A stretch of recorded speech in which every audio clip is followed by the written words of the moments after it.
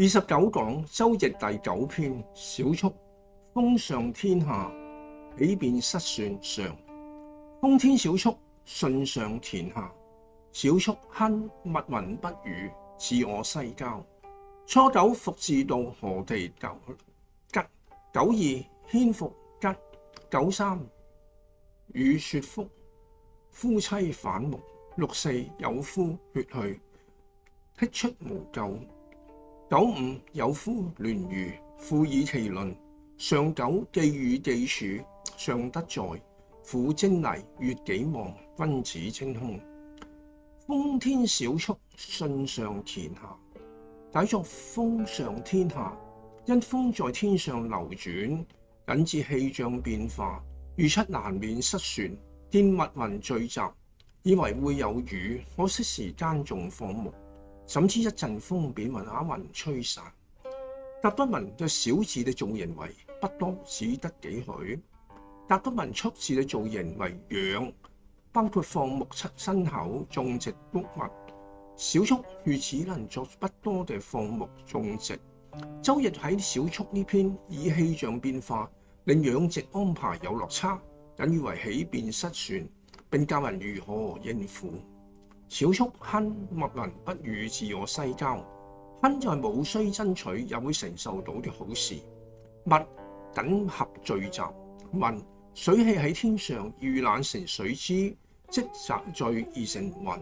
不未得雨，雲層中落下來的水，自本身我自己本人。西日落之方向，郊城之外。解作起變失算，本來係無需爭取也會承受到好事。雲層聚集，佢未得雨水，因為一沒有雨水落下來提供應用；二密雲本身係喺自己嘅定域，不過喺日落嘅城外，所以雨落下嚟咧，亦都供應唔到城內啦。情況有變而失去預算，原因可能係一沒有發生或者因改變而失去；二發生大偏差，因而此未能得益。為何不得償所願，亦都係好事呢？因為可以學曉將來如何去應對起變失算。初九復自度，何地吉？復係轉回來反過去，自本身度人能夠用腦與手去達成任務，用方法引領如何進行。何係什麼？係怎樣？其足編制嘅盛氣展示得到什麼？夠從頭查察以作檢討，吉得到好嘅事物。解作既知會起變失算，便切勿出錯啦。一就係要轉回來反過去地思考，終究本身話可以用什麼方法引領如何解決呢？二係什麼樣嘅過失要展示，作從頭查察檢討，便會得成好事。例正初九，田園詩人根去內械，身處亂世，名節補身。陶淵明係東晉末年劉宋初年嘅著名隱逸學者，詩詞賦散文都有名。佢崇尚名士風德，兼修儒道學養，性好閒靜，不務名利。到29歲因家窮才做官，但佢上任不久又辭官多次。辭去彭澤縣令嘅時候，寫下有名嘅歸去內械詞，以表心跡。因不欲整官見督郵而罷官，不為五斗米折腰。陶淵明雖有自經世濟民，然而當時嘅政治動盪，官場中實難獨善其身，所以隱居生活係如何清苦，佢都寧願走合適自己嘅路，得人悠遊自在，灑脫遠離塵俗。良謀一，只會起變失算，切勿勉強而犯錯惹麻煩。一就係思考檢討，尋找對策；二改正失誤，不能成事。九二牽復吉，牽拉引領向前，復轉回來反過去，吉得到好嘅事物。如何解決起變失算呢？一需要請人嚟引領向前，幫忙指導；二要轉回來反過去，從頭查察檢討，便會得成好事。例政92萬武3000引入正途，管教督促導入正途。孟子早喪父，幸有慈母養育成才。佢哋最初家住墳場側，怎知孟子與小孩玩葬禮遊戲，孟母只好遷到鎮上，孟子又改換小販買賣遊戲。於是，在搬到學堂鄰近，孟子便學讀書同行禮嘅模式啦。孟母放心定居，讓佢接受熏陶。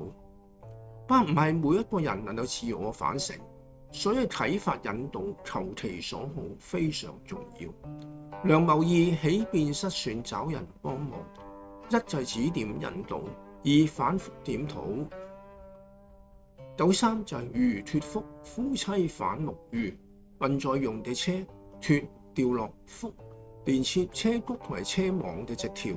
妻由婚姻結合嘅男女，反做法不如平常。目眼反目，大家就係大家互不對視，與不和。解作要知起變失算同埋後果。一運在用嘅車輛有好多條腹，掉落其中一條，因為仍可以行走便唔理。而婚姻結合嘅男女不和，仍勉強共同生活，如脫腹當小事，不及早修理，終致車毀。夫妻反目當常事，不及早修好，終成鄙離。例政93小事疏忽可成大患，小錯不理鑄成大錯。20世紀末期，天文界有件盛事，有史以嚟看得最清晰同埋最遠嘅望遠鏡放射上太空，其後接收嘅景象竟然朦朧一片。原來鏡片嘅焦點犯咗好少許嘅錯誤。科學家想得到解決嘅方法，他們設定一塊鏡片嚟修正，再派去太空人去親手安裝妥當。雖然多花不少金錢同功夫，總算圓滿解脫，但並非出錯引致嘅慘劇可以補救嘅。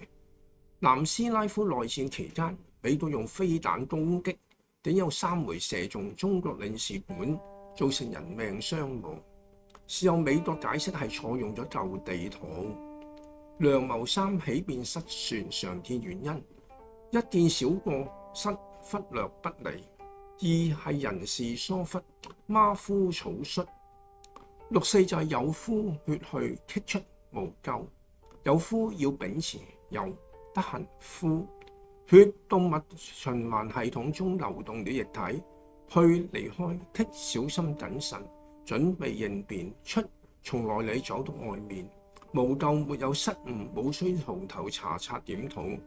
解作如何面對起變失算：一秉持德行，二已失去又無法挽回算啦。好似循環系統內嘅液體已經離開身體，不能再還原。三以後小心謹慎，從內裏到外面亦都係要如是，將失算嘅挫敗慘痛匯來醒悟教訓，設法補救。四如果唔係人為嘅失誤，冇需從頭查察檢討。例政64孫臏陽封，東山再起，要成大事忍辱負重。真時家孫臏與魏國大將龐端同喺鬼谷子門下學習兵法。龐端共地孫臏嘅才華，騙去到魏國做事，然後向魏王誣告孫臏私通齊國。魏王大怒，撤去孫臏失代德，打入獄中。不馬上處死係龐端嘅奸計，佢騙孫臏寫下生平所學，說既可流傳後世，又可向魏王求情。不過兵書一完成，龐端就反口，諸般凌辱虐待孫臏。孫臏十分冷靜，暫不計較悔恨，保命同生，日後復仇。佢於是裝瘋喺豬圈裏睡，食豬食，待龐端放鬆監視，伺機向齊國大使投救。孫臏被藏於柴車裏偷運出國，孫臏成為齊國軍師，終難殺死龐端。梁謀4就起變失算，要識應變：一係秉持德行，二若無法挽回算啦，三係全面小心尋找原因，設法補救。四若非人為錯誤，切勿執着計較，不如勇於面具，吸取經驗。下一檔會繼續解說餘下嘅小束，並引用3個古今史實，演繹小畜嘅良謀。下一檔見啦。